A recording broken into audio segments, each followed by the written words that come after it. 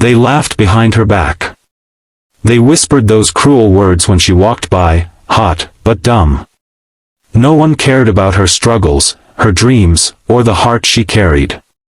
Until one day, a single dad walked into the cafe, looked into her eyes, and did something no one ever did before. He listened. What happened next silenced every voice that ever mocked her. Broken Heart watched till the end to see how one kind man changed a woman's life forever. And before we begin, if you believe in kindness and second chances, don't forget to like this video and subscribe to our channel, Kindness Stories, for more inspiring true-to-life tales. The bell above the cafe door jingled like a tired violin, almost drowned by the laughter of the group at table 6. Candace turned her head with that trained smile, the one she wore like armor, but her eyes flickered just a second too long toward the group of college kids laughing at her again. It was always the same line, she's hot, but she's dumb as a rock. They didn't even whisper anymore. They said it loud enough for her to hear, like it was some inside joke the world was in on except her. She pushed her hair behind her ear and carried over their coffee refills. Here you go, she said politely, placing mugs on the table. Thanks, Candace, one of the guys said, flashing a grin. Careful now, don't spill. We wouldn't want your pretty little brain to overheat. The table burst into laughter. Candace smiled, again. Not because it didn't hurt, but because it always hurt. And smiling made it feel like maybe it didn't. She walked away quietly, her shoulders a little lower, her heart just a bit heavier. Candace had worked at that cafe for 3 years. She knew every menu item by memory, managed double shifts when others called in sick, and always greeted every customer with genuine warmth. But none of that mattered. Her beauty made people assume she had no substance. She'd grown used to that label, hot but dumb. As if her looks erased her pain, her ambition, her worth. Until he walked in. Nathan sat in the corner booth with his 7-year-old daughter, Sophie. He was new in town, having just moved for a quieter life after losing his wife to cancer 2 years ago. The cafe was their weekend stop, pancakes for Sophie, black coffee for him. Nathan was a literature professor, and he noticed people. Not just what they wore, but what they carried. He noticed how Candace kept glancing nervously at table 6. How her smile disappeared for a second before returning. How she walked like someone used to being underestimated. When she came to take his order, she was professional and warm. Hi, welcome. What can I get for you two? Nathan looked up. Black coffee, please. And a pancake stack for my boss here, he smiled at Sophie, who giggled. Candace chuckled too. Coming right up. Before she left, Nathan said, you handle this place like a pro. Candace blinked. Oh, thanks. I've been here a while. I can tell, he said. You manage it well. That takes brains. She hesitated. Most people don't think so. Nathan nodded slowly, watching her face. Then most people are fools. Candace didn't know what to say. Her heart did something unfamiliar, it lightened. She walked away, cheeks burning, but not from shame. The next few weekends, Nathan and Sophie came again. And again. Each time, he spoke to Candace like she was worth listening to.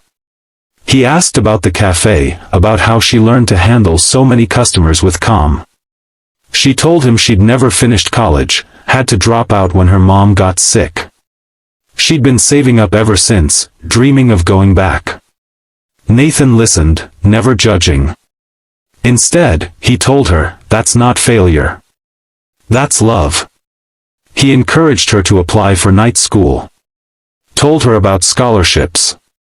Even helped her draft an application essay, only if she wanted the help. She said yes. It felt nice to have someone believe she had a brain worth investing in. One day, as she refilled his coffee, he casually said, you know, people are too quick to put others in boxes. But some of us see more than the cover. We read the whole book. Candace smiled, but this time, not out of obligation. This one was real. One afternoon, the same table of students were back, laughing louder than ever.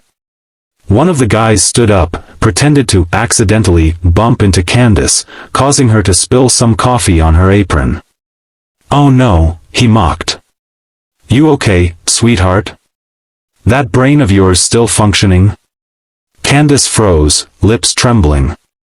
Nathan stood from his booth. He walked over, calm as ever. "Excuse me," he said to the guy. "You think it's funny to insult a woman working hard to serve you?" The guy smirked.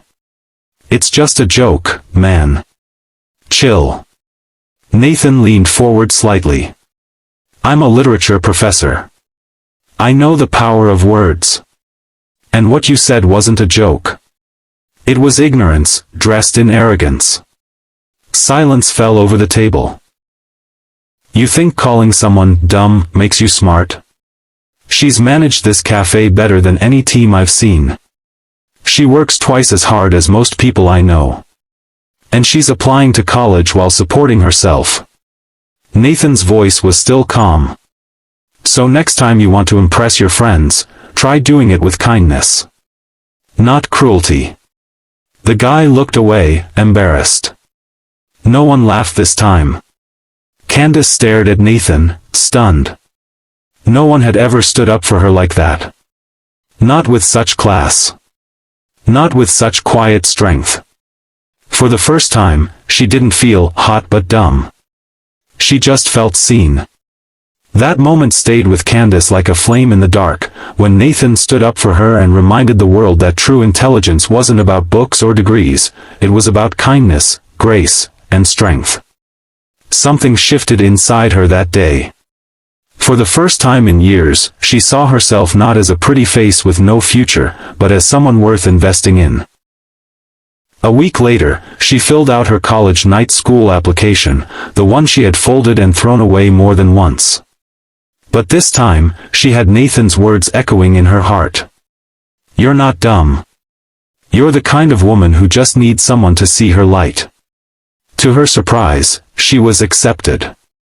With a partial scholarship. Nathan helped her celebrate. Over black coffee and pancakes, he said, "See? You were never the problem. The world just needed to catch up." Candace's co-workers noticed the change. She carried herself taller, spoke with more clarity, and began taking leadership roles. Eventually, the cafe promoted her to shift lead. The same girl who used to be laughed at was now managing schedules, solving disputes, and mentoring new hires. And then, another shift. The same group of boys who used to mock her came in again. But this time, they didn't laugh. One of them quietly pulled her aside. "I'm sorry," he mumbled, eyes low. "We were wrong. I was wrong." Candace took a breath, then simply smiled and said, "Growth looks good on you." Then she turned and got back to work. Forgiveness didn't come from weakness. It came from knowing your worth. Nathan and his daughter Sophie remained regulars at the cafe. Their weekly visits became more than routine, they became friendship, inspiration, and quiet healing. One afternoon, Nathan walked Candace to her car after her shift. "You know," he said, "I've watched you rise from someone hiding behind a smile, to someone who owns the room. That's not beauty. That's power." Candace blushed. "All I ever needed was someone to speak to me with respect. You did that. You saw me. And now," Nathan smiled, "you see yourself." A few months later, Candace passed her first semester with flying colors. She kept working hard, studying late, but now with purpose. She wasn't just a waitress anymore. She was a student, a leader, and someone people looked up to. And all of it. Her confidence, her comeback, her courage, started from one moment. One voice. One man who didn't try to impress her, flirt with her, or shame her, but simply spoke to her with class. And because of that, the girl once mocked as hot but dumb had become unstoppable. Clapperboard if this powerful ending touched your heart. Please like this video and subscribe to Kindness Stories, where real lives and real kindness come alive through true storytelling.